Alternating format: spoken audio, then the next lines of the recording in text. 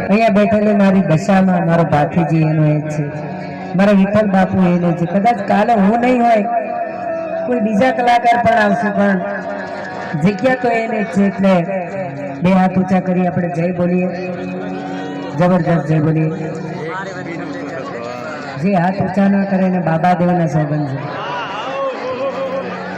બોલો બાબા દેવ કી, ભાતીજી મહારાજ કી,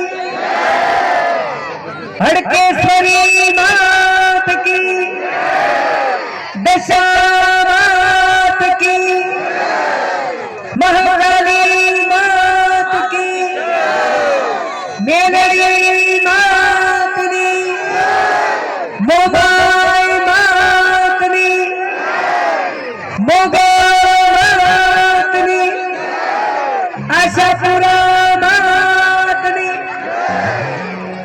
હરિયમ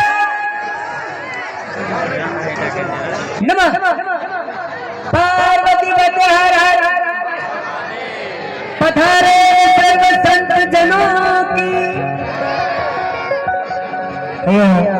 બાપુના અવસર હોય અને ખાસ મેસેજ આવ્યો છે અમારે વડોદરાથી પપ્પુભાઈ ગઢવી, મારા મામા હેમરાજ પટેલની ટીમ આવી છે. ક્યાં છે હેમરાજ અને ટીમ? ડુંગર.